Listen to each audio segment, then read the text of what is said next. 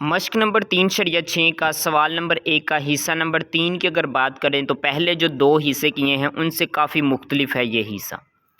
तो आपने अच्छे तरीके से इस लेक्चर को कंडक्ट करना है और मुकम्मल तौर पर सीखना भी है और प्रैक्टिस भी करनी है। जैसा कि सवाल नंबर 1 का हिस्सा नंबर 3 है, a बटा b बराबर है a का मरबा जमा c का मरबा बटा b का मरबा जमा d का मरबा, और ऊपर है स्क्वायर रूट जिसको हम जज़र का नाम देते हैं।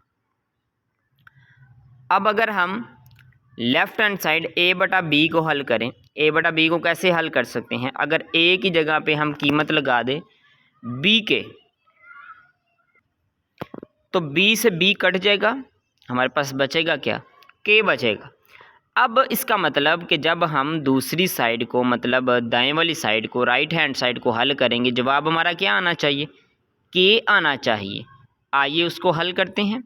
a की जगह पे हम b के लगा देंगे, जबकि c की जगह पे हम d के लगा देंगे। अब आप कहेंगे सर अब पहले सवाल जो हमने किए हैं उसके अंदर तो हम a के अंदर तब्दील करते थे, लेकिन हमें यहाँ पे चाहिए भी तो k की कीमत चाहिए ना। तो मतलब ये कि जब बटे के नीचे इसकी क्या है, b की 2 जमा k की 2। अब इसको ख़त्म कैसे किया जा सकता है? अगर हम a की जगह पे b के, जबकि c की जगह पे d के लगा के और इसमें से k को कॉमन लेके, तो हमारे पास एक जैसी चीज़ बन जाएगी ब्रैकेट के अंदर।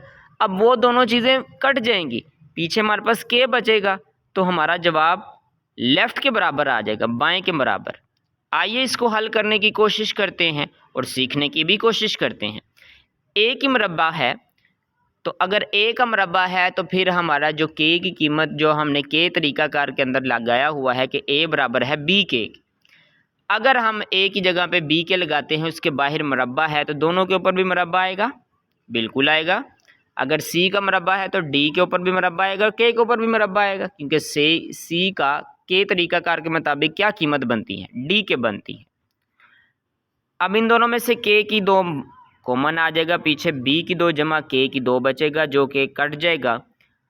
अब k की 2 का जज़र है, अब ये जज़र कट गया, मतलब ये कट जाता है स्क्वायर रूट स्क्वायर के साथ, तो k हमारे पास बचेगा। Left hand side equal to right hand side, किस तरह से? क्योंकि हमारा दाएं का जवाब भी k आया है और हमारा बाएं का जवाब भी k है। तो ये था हमारा सवाल नंबर 1 हिस्सा नंबर 3।